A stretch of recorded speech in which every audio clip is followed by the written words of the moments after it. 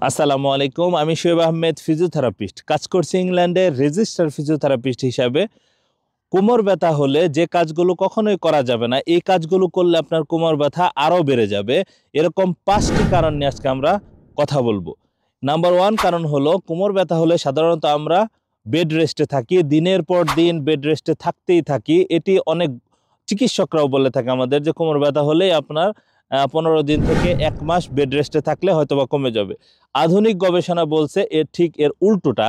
আপনার যদি কোমর ব্যথা ছোট বা মাঝারি কোমর ব্যথা থেকে একদম তীব্র কোমর ব্যথা হয়, অর্থাৎ অ্যাকিউট থেকে ক্রনিক কোমর ব্যথা হয়, সেই সময়ও আপনি বেড রেস্টে পুরোপুরি বেড রেস্টে আপনি থাকতে পারবেন না। সেই সময় আপনার তো 10 থেকে 30 মিনিট আপনার হাঁটতে হবে, মুভমেন্ট করতে হবে, অর্থাৎ এক পজিশন থেকে আরেক পজিশনে যেতে হবে।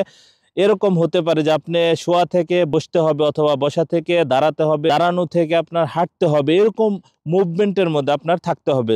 সবচেয়ে মেন যে বিষয়টা, তাহলে আপনার জয়েন্টের যে রেঞ্জ থাকে একটা, এই জয়েন্টের রেঞ্জ আপনার মেইনটেইন থাকবে। আপনার মাসেল স্পাজমিক অবস্থা কমে যাবে, এটি দিনকে দিন বাড়বে না, অর্থাৎ আপনার কোমর ব্যথা আরো তীব্র হয়ে যাবে, অর্থাৎ এটি দীর্ঘায়িত হবে, তখন আর কোমর ব্যথা কমবে না। দ্বিতীয় নম্বর কারণ হলো, সময়ের সাথে সাথে আমাদের কাজের ধরন চেঞ্জ হয়েছে। বিশেষ করে আমাদের অফিস আদালতে আমাদের ডেস্ক ওয়ার্ক, অর্থাৎ বসে থাকার কাজ দিনকে দিন বেড়েই যাচ্ছে। এটি প্রায় সব জায়গায় এখন আমরা ডেস্ক ওয়ার্কে অভ্যস্ত হয়ে গেছি।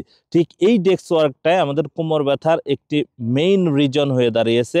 অর্থাৎ আধুনিক গবেষকরা বলতেছে যে মানুষের আর্লি ডেথ, অর্থাৎ একটা বয়সের আগে যে মৃত্যুর যে প্রবণতা, এটি এই বসে থাকার কারণেই হয়ে যাচ্ছে। এর কারণ হিসেবে তারা দেখাচ্ছে যে বসে থাকার কারণে মানুষের কোমর ব্যথা, ঘাড় ব্যথা এটি বেড়ে যাচ্ছে। কারণ পজিশনাল ফল্টে পশ্চারাল যে প্রবলেম, এই পশ্চারাল প্রবলেমের কারণে এই কোমর ব্যথা, ঘাড় ব্যথা বেড়ে যাচ্ছে। তারপরে নার্ভের এটার এফেক্ট হয়ে যাচ্ছে। নার্ভ এফেক্ট হওয়ার পরে তারা নানা ধরনের ডিসএবিলিটি ভুগতেছেন। ডিসএবিলিটির কারণে তাদের কোয়ালিটি অফ লাইফ হ্যাম্পার্ড হচ্ছে, যার কারণে তাদের আর্লি ডেথের দিকে যাচ্ছে।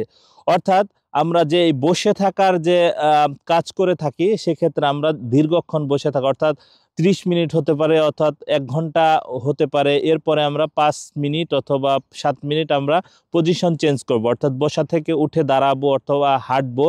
এই চেঞ্জটা আপনার করতে হবে আপনার সুস্থতার জন্য। 3 নাম্বার যে বিষয়টা, তা হলো আমরা কোনো জিনিস, ভারী জিনিস নিচ থেকে আমরা উঠানোর ক্ষেত্রে এরকম ঝুঁকে উঠাবো না। ভারী জিনিস ওঠানোর সময় এরকম ঠিক আমরা সোজা অবস্থা থেকে এরকম আস্তে আস্তে নিচের দিকে যেয়ে তারপর উঠাবো। 4 নাম্বার যে বিষয়টা, তা হলো আমাদের পর্যাপ্ত ঘুম আসতে হবে। পর্যাপ্ত ঘুম, অর্থাৎ অপর্যাপ্ত ঘুমও এই কোমর ব্যথার একটা অন্যতম কারণ।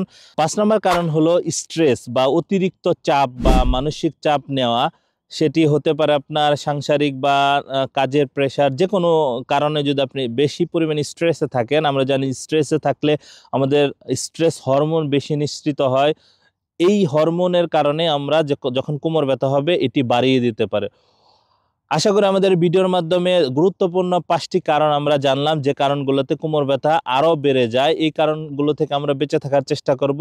এরকম তথ্যবহুল ভিডিও পেতে আমাদের চ্যানেলের সাথে থাকুন। আমাদের চ্যানেলকে লাইক, কমেন্ট, সাবস্ক্রাইব করে আমাদের সাথে থাকুন। ধন্যবাদ সবাইকে। আসসালামু আলাইকুম।